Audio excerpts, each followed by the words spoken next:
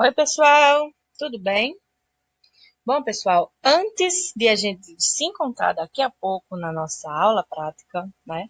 A gente vai dar continuidade àquelas aulas práticas que estavam programadas. A gente vai entender um pouquinho sobre a fundamentação teórica da aula prática, certo? Porque geralmente a gente faz isso, né, nas aulas. A gente explica algumas coisinhas no quadro para vocês, depois a gente parte para a prática. A gente diminuir esse tempo de permanência de vocês por causa da pandemia, porque nós não podemos nos expor por tanto tempo, então nós estamos realizando essas atividades que vão antecipar, né, as aulas práticas, mas isso não quer dizer que essas aulas não irão acontecer, tá bom, pessoal? Então, vamos começar a entender por que a gente vai fazer coloração de grão? Então, vamos lá. Vou pegar aqui meu pointer, para a gente começar a entender um pouquinho sobre coloração de grão. Bom, começo lançando algumas perguntas, começo fazendo algumas indagações, provocando vocês. A gente já viu algo do tipo, mas o que é a coloração de grão? Quais são os reagentes utilizados? Qual a importância médica desse processo? Se essa coloração funciona, ela funciona para todas as bactérias de importância clínica? Como é o procedimento padrão dessa prática, né? Então vamos ver. Que é a coloração de grão, pessoal? É um método de coloração diferencial para que a gente consiga observar microscopicamente a morfologia, o aspecto daquela bactéria que a gente está estudando ou tentando descobrir o que é.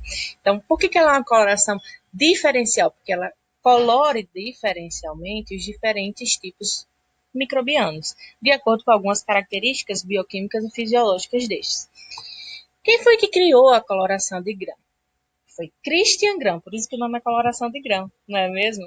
Esse pesquisador maravilhoso era médico e ele desenvolveu uma coloração diferencial para poder diferenciar alguns tipos bacterianos e conseguir eleger melhor algumas opções terapêuticas, né?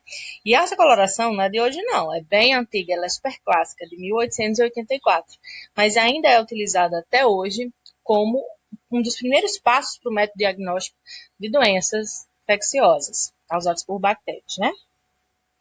Essa coloração, ela acaba diferenciando em dois grandes grupos, bactérias gram-positivas e bactérias gram-negativas. As bactérias gram-positivas, elas assumem uma coloração azul escuro, roxo escuro, e as gram-negativas, vermelho, rosado, né? E por causa dos corantes que são utilizados nessa coloração diferencial, tá certo, pessoal? O fundamento dessa técnica se baseia na constituição da parede celular bacteriana. Isso vocês já sabem por quê? Porque a gente já teve uma aula sobre isso, né? Por isso que a gente estuda bactérias gram-positivas, gram-negativas, e assim a gente vai separando-as em grupos, né? De acordo com classificações que são utilizadas na microbiologia clínica. Mas vamos recobrar, para a gente entender por que a gente faz isso e por que vocês futuros médicos, médicos de informação, precisam entender. Bom, aqui a gente tem a estrutura de uma célula gram-positiva e de uma célula gram-negativa. Vejam só, a célula gram-positiva, assim como a célula gram-negativa, podem possuir, né, cápsula, pilo, flagelo e outros tipos de componentes. Porém, quando a gente fala sobre um componente chamado peptidoglicano, a gente tem uma diferença que é bastante importante. A camada de peptidoglicano das bactérias gram-positivas é bem espessa, enquanto das bactérias gram-negativas é delgada. Além disso, além de delgada, essa camada aqui forma um espaço, né? Se fosse um espaço vazio, chamado espaço periplasmático, que aqui na gram-positiva a gente já não possui. Outra coisa importante é que a membrana citoplasmática da gram-negativa possui, né, uma membrana interna e uma membrana mais externa. E aqui na gram-positivo isso não acontece, certo? Essa quantidade de lipídios, porque aqui está simbolizando as bicamadas lipídicas com seus fosfolipídios, esses lipídios aqui, que são, né, estão envolvendo essas células, eles são frágeis em relação aos agentes de coloração que são utilizados aqui.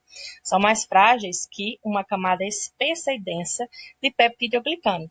Então, isso explica muito por que a coloração de GRAM consegue corar de uma cor, um grupo, e de outra cor, outro grupo, de acordo com o protocolo que eu vou mostrar para vocês. Tá certo?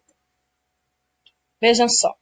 Uma diferença básica, praticamente a mesma coisa que eu mostrei no slide anterior. Aqui a gente tem uma camada de peptidoglicano bem espessa e aqui a gente tem a mesma camada, porém bastante delgada. E nós temos a presença de duas camadas lipídicas aqui, que vão circulando, né, vão circundando essas bactérias. E aí a gente tem as gram-positivas, que se coram em roxo, e as gram-negativas, que se coram em rosa, avermelhado. Tá certo? A gram-positiva, ela tem, pela essa camada tão espessa, 90% dessa membrana que envolve a célula, né? Esse envoltório celular de peptidoglicano. Então, é a grande maioria. E nela vão ter proteínas associadas, ácidos teicoicos e lipoteicoicos também. O que difere da composição das gram-negativas, que a gente vai ter uma membrana interna e uma membrana externa. E essa membrana externa, ela é lipopolissacarídica. A gente tem alguns lipídios ancorados e tem alguns açúcares. E esses açúcares e esses lipídios podem ser importantes no processo de desencadear algumas intoxicações alimentares, principalmente. Aqui, só voltando, a gente tem esse ácido teicoico e lipoteicoico, que já não ocorre nas gram-negativas também, já é bem menos. Certo? Então, aqui a gente tem só um zoom aqui para mostrar para vocês como é diferente, né, fisiologicamente, esses dois tipos de micro-organismos. Então, vamos entender aqui um pouquinho sobre o processo. O primeiro processo da prática que a gente vai fazer é colorir as células, né? Isso quando a gente já tem feito a preparação das células, mas eu vou falar aqui só da coloração específica, depois eu vou detalhar do início ao fim, certo? O corante cristal violeta cora todas as células em azul púrpura. Então, se você tiver uma amostra celular, né, de micro-organismos em suspensão, e você quiser saber se naquela amostra como um todo existem bactérias gram-positivas, gram-negativas ou ambas, a gente já começa acorando com cristal violeta no início.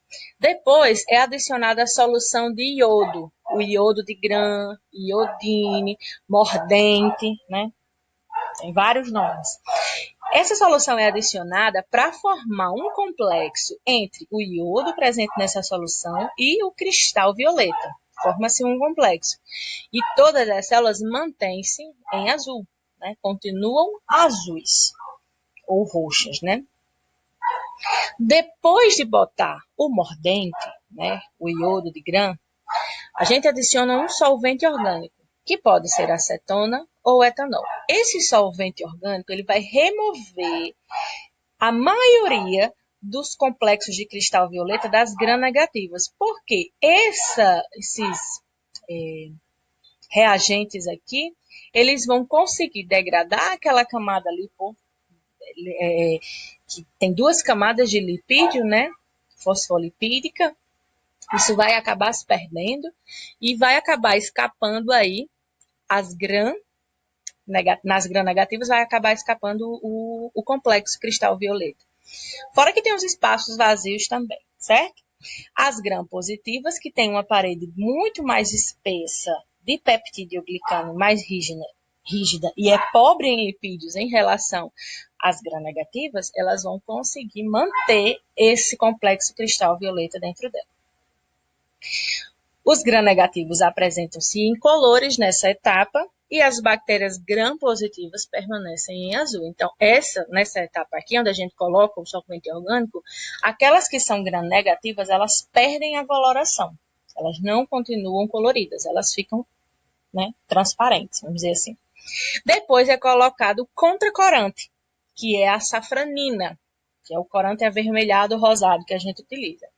Como as outras bactérias já estão coradas em azul, né, uma parte, elas vão permanecer azuis. E aquelas que ficaram incolores, que são as gram-negativas, vão ficar coloridas em rosa avermelhado. Tá certo? E aí a gente consegue, a partir desse passo a passo, entender a morfologia do micro-organismo, entender se é gram-positivo, se é gram-negativo, né? E ter essas respostas para colocar no laudo, né? Que é solicitado pelo médico. Então, aqui, ó, aplicação do cristal violeta, que é um corante púrpura, na verdade, um corante roxo, né? É aplicado e todas as bactérias ficam roxinhas. Depois que a gente adiciona o mordente, elas continuam roxinhas. E quando a gente faz essa descoloração com álcool ou com acetona, algumas dessas bactérias, se houver gram-positivas e gram-negativas na amostra, vão perder essa corzinha, né? Quando a gente fizer a contracoloração com safranina, então elas vão ficar coloridas. Umas rosa e umas roxas, tá bom? Vamos lá. Vamos achar. Bom, aqui a gente vai começar a ver o que é que está se passando aqui, que é uma lâmina que contém uma série de micro-organismos que podem ser gram-positivos e gram-negativos.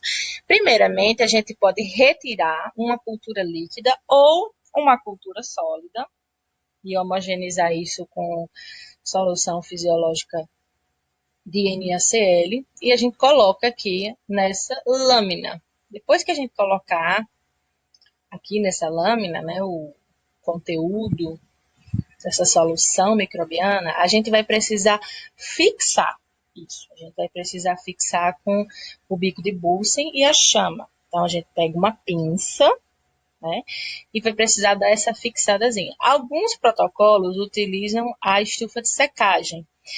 Essa fixagem é importante para que as bactérias não escapem nesses momentos de lavagem, certo? Então, ó, coloca-se o cristal violeta por um minutinho e depois lavamos com água destilada, certo? Essa prática ela faz um pouquinho de sujeira. Então, na visão microscópica, tudo fica roxinho nesse momento. Colocamos o iodínio, o iodo de grão, também um minutinho, né? Aí vai se formar o complexo cristal violeta e iodo. E aí a gente tira isso com água destilada. Continua todo mundo roxo. Depois a gente vai adicionar o quê? Algumas gotinhas do solvente orgânico, acetona ou álcool. Isso vai promover a descoloração de algumas bactérias, se elas forem gram-negativas. Não pode deixar por muito tempo, são alguns segundos, né, que a gente vai lavando, porque senão acaba descolorindo todas as bactérias que estiverem lá, que acaba degradando todas, né? Retirou com água, e aí a gente começa a ver que umas perderam a coloração, que são as gram-negativas. Posteriormente, a gente vai ter a coloração com a safranina, que ela é rosinha, né? Alguns segundos também, uns 20 segundinhos, 15 segundinhos. Se você sentir a necessidade, você pode secar com um papelzinho, se não, você pode secar ao ar livre, não tem problema, e depois fazer a análise. Então, como é que acontece? Quando a gente faz a coloração com cristal violeta, numa gram-positiva, essa camada peptidoglicana é muito grossa, né? Um emaranhado. E aí, quando a gente coloca o mordente, isso se liga aqui, forma-se um complexo, e quando passa o álcool, isso aqui continua, né? Quando passa o solvente orgânico. Já nas gram-negativas, além de ter uma camada muito fina de peptidoglicano, a gente tem muito lipídio e entre essas camadas de lipídio tem espaços vazios. Então acaba se perdendo esse complexo cristal violeta iodo que se forma. Da mesma forma que se perdem aqui algumas moléculas lipídicas, por causa da natureza do solvente. Tá certo? Agora, a gente vai ver como é feito isso. Pronto. Aqui a gente vai começar a ver um pouquinho sobre o processo de coloração de grama.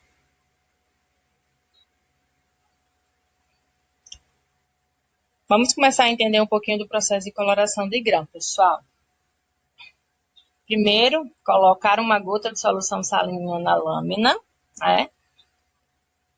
Isso acontece quando você vai utilizar uma cultura seca, né? Uma cultura que não está em solução. Você pode crescer em meio líquido ou não. Vai flambar a alça, como a gente já viu no laboratório. Deixa ela vermelhinha, espera esfriar um pouquinho e depois coleta a bactériazinha, tá? É basicamente isso que a gente vai fazer, porque a gente vai utilizar aquelas bactérias que vocês coletaram de vocês próprios, para a gente ver o que são aqueles micro-organismos, né? Então, pega essa cultura e espalha na lâmina que já tem aquela gotinha de solução salina. Então, vai espalhar direitinho. Espalha aí. Deixa tudo bem espalhadinho, porque tem muito micro-organismo ali naquela cultura que foi pega. Então, se você não espalhar direitinho, vai ficar sobrepondo muita bactéria uma em cima da outra e não vai ficar um resultado legal. Você pode esperar secar em temperatura ambiente, né? Passa a chama para, vamos dizer assim, fixar, né? Essa secagem é super rápida, tá, gente? Não demora muito não, porque você botou uma gotinha de água e depois vai colocar o corante, né? Cristal violeta, violeta de genciana, enfim. Essa técnica é uma técnica que faz sujeira, então é importante utilizar essa alçazinha de madeira que ele está utilizando aí, né? Espera um pouquinho, minuto e meio, e lava com água. Você pode utilizar uma picetazinha também para te ajudar, né? Tira toda essa água, todo esse corante com água destilada, tá? Tirou, joia. Acrescenta a tintura de iodo, ou iodine, ou o mordente, né? Coloca. E aí está se formando o complexo cristal violeta e iodo, né? Depois de alguns segundos, um minutinho, né? Deixa em repouso e lava com água. Tem gente que usa 1 minuto, tem gente que usa 1 minuto e meio. Isso vai depender de cada protocolo, de cada reagente. É importante testar antes, né? Que é como a gente faz lá no laboratório, a gente testa antes para saber qual é o melhor protocolo para aqueles reagentes. Mas não varia muito, não. É 1 minutinho. Lava com acetona ou com álcool, tá? Passa gotinhas.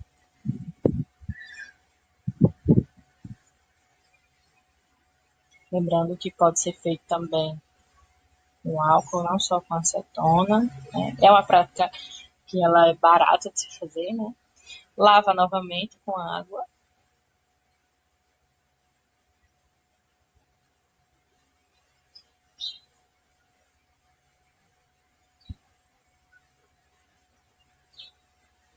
E agora a gente vai fazer a contracoloração.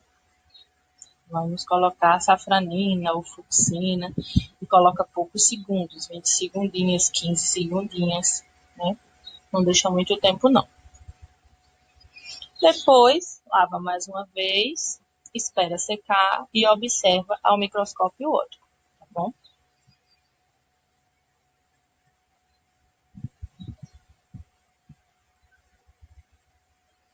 Aí cada um vai olhar a sua bactériazinha lá no microscópio e ver é gram positiva, é gram negativa, o que é, né? Então, quando a gente tem esses micro-organismos, né, a gente consegue vê-los tanto em termos de morfologia, né, quanto em termos de bactéria gram-positiva ou gram-negativa. Aqui a gente tem cocos gram-positivos, que estão em forma de bolinha, bastonetes gram-negativos, ou gram-positivos também, e nós temos vibriões gram-negativos, tá vendo? Que tem morfologias diversas e tem também a diferenciação de gram-positivo e gram-negativo. Isso é muito importante no diagnóstico, porque vocês sabem que os micro-organismos que a gente tem estudado em importância médica, geralmente eles têm uma morfologia específica. Então, dependendo da morfologia, isso já vai orientar lá na parte de biomedicina, lá no laboratório, né, clínico, os médicos e biomédicos vão começar a entender qual é o micro-organismo e qual é a eleição de qual quimioterápico utilizado para o tratamento daquele paciente, certo? E foi essa nossa aula, pessoal. Eu espero que vocês tenham gostado. Obrigada por assistir. Se tiver mais alguma dúvida, é só entrar em contato comigo. Um grande beijo no coração de todo mundo. Estou com bastante saudade. Tchau e até a próxima.